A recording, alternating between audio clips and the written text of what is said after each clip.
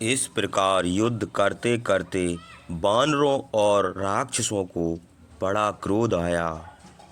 वीर राक्षस सोने के आभूषण पहने हुए घोड़ों, अग्नि की शिखा के समान, श्वेत हाथियों, सूर्य के समान चमकते हुए रथ पर सवार, सुंदर कवच पहने रावण की जय के लिए गरजते हुए युद्ध करते थे।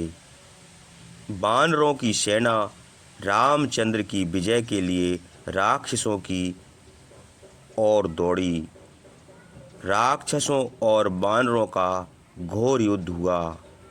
इंद्रजीत अंगद के साथ उसी प्रकार युद्ध करने लगा जैसे अंधकासुर ने महादेव से युद्ध किया था।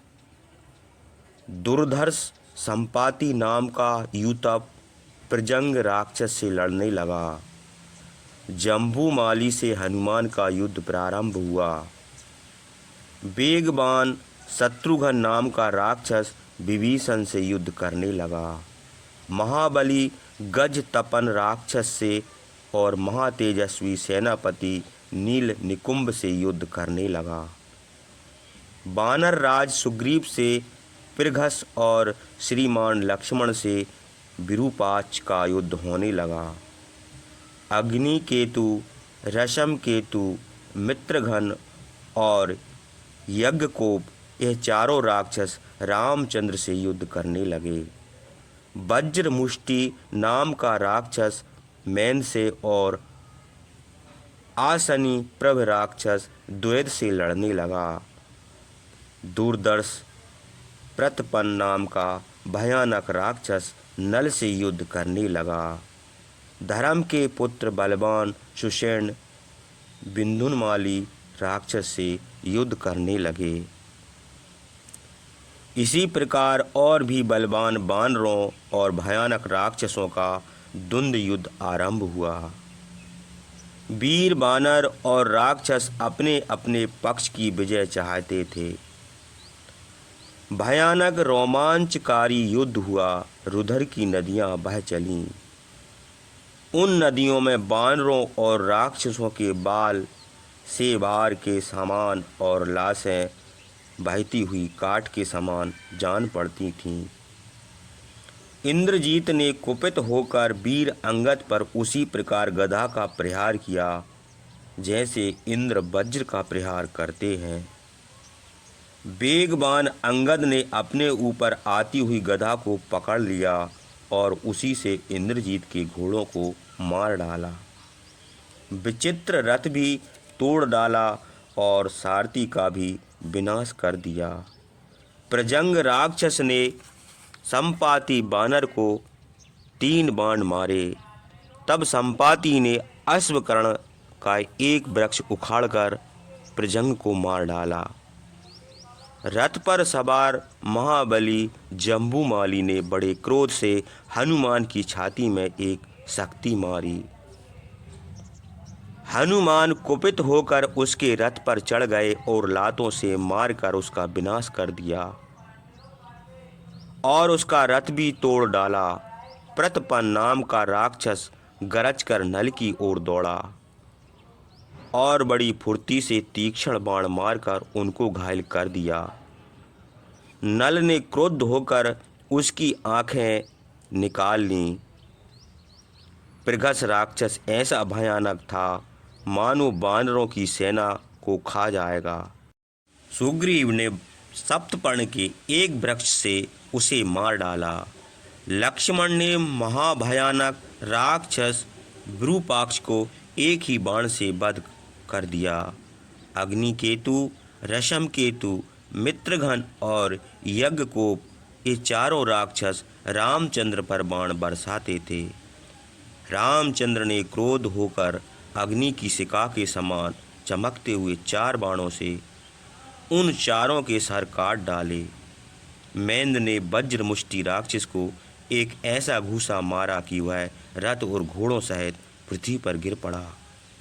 सेनापति नील को निकुंभ राक्षस ने तीक्ष्ण बाणों से वैसे ही घायल किया जैसे सूर्य के प्रचंड किरणें बादलों को भेद देती हैं। वह बड़ी फुर्ती से 100 बाण मारकर हंसने लगा। नील ने कुपित होकर रथ का पहिया से निकुंभ और उसके सारथी का सिर उसी प्रकार तोड़ डाला जैसे विष्णु ने चक्र से दैत्यों का सिर काटा था। द्वैत ने अग्निप्रभ राक्षस के ऊपर पर्वत का एक शिखर चलाया और उसने वज्रतुल्य बाणों से द्वैत को घायल कर दिया। तब द्वैत ने क्रोध होकर साल के वृक्ष से रथ और घोड़े सहित उसे मार डाला।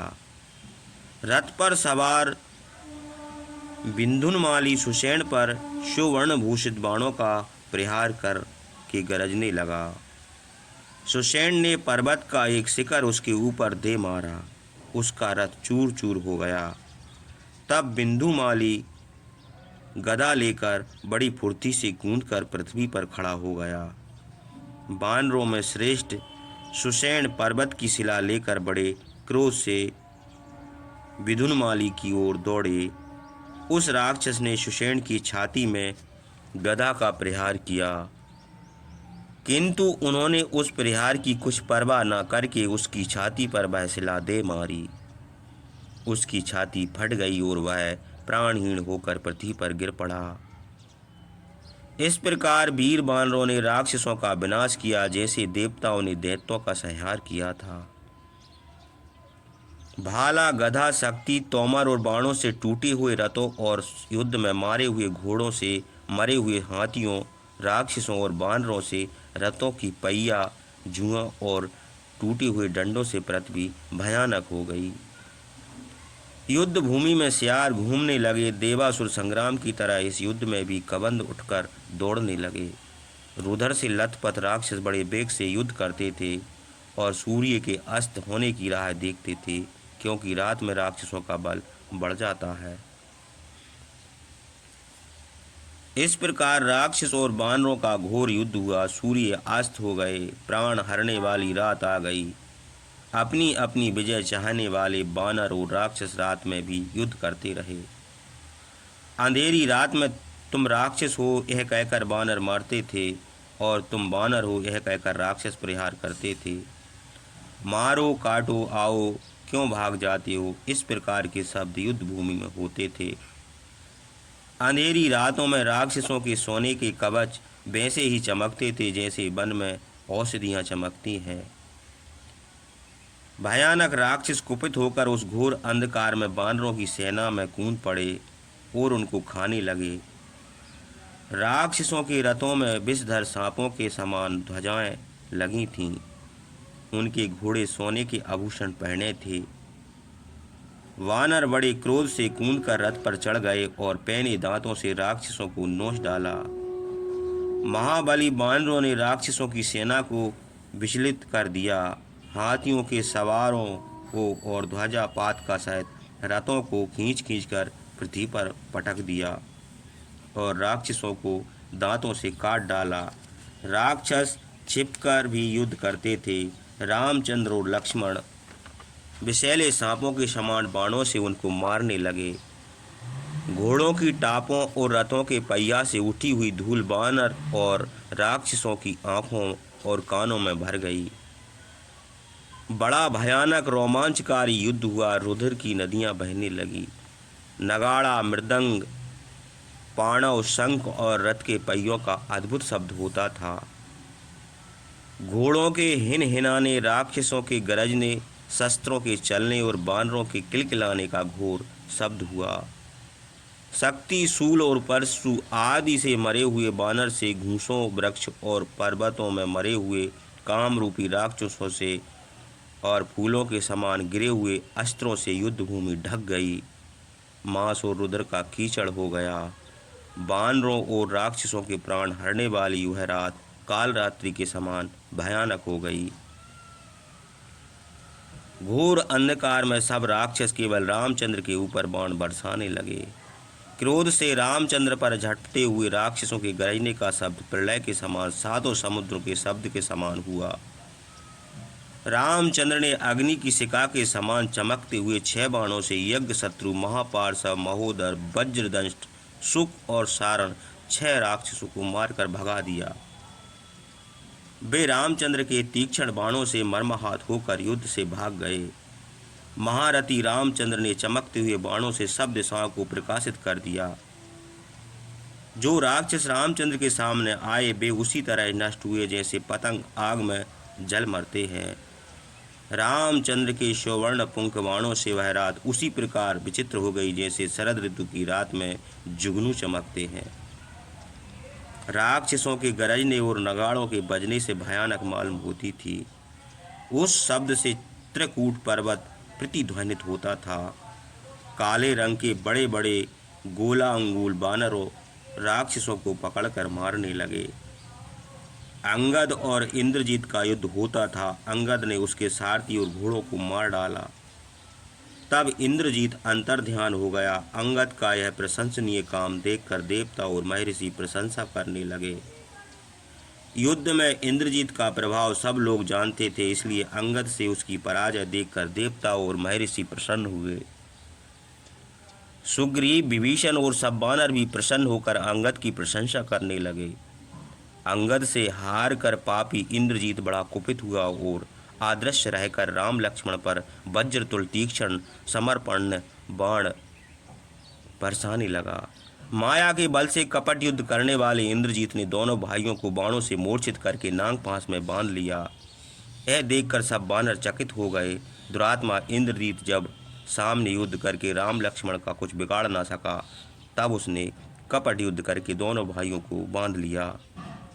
रामचंद्र ने सेनापति नील, अंगद, बेगबान, सरभ, द्वैध, हनुमान, महाबली, सानुप्रस्थ, ऋषभ, स्कंद और सुषेण के 2 पुत्रों को इंद्रजीत को ढूंढने की आज्ञा दी।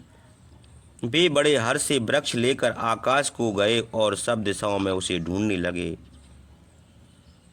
अस्त्र चलाने में निपुण इंद्रजीत ने तीक्ष्ण बाणों से उन बेगबान बानरों का वेग रोक दिया। वे बानर घायल हो गए और घोर अंधकार में छिपे हुए इंद्रजीत के बादलों में ढके हुए सूर्य के समान ना देख सके। समर विजयी इंद्रजीत ने पैने बाणों से रामचंद्र और लक्ष्मण के अंग प्रत्यंग घायल कर दिए थे। उनकी देह में तिल भर भी ऐसा स्थान नहीं था जहां इंद्रजीत ने बाण न मारे हों। देह से रुद्र बहता था। उनके शरीर फूले हुए ढाक के पेड़ के समान हो गए थे। काजल के ढेर के समान काला इंद्रजीत लाल लाल आंखें करके अदृश्य रहकर बोला, अदृश्य रूप से युद्ध करते हुए मुझे देवराज इंद्र भी नहीं देख सके और ना मेरा कुछ बिगाड़ सके, तो फिर तुम दोनों भाई क्या कर सकते हो। बाण जाल में फंसे हुए तुमको मैं अभी यमपुर को भेजता हूँ।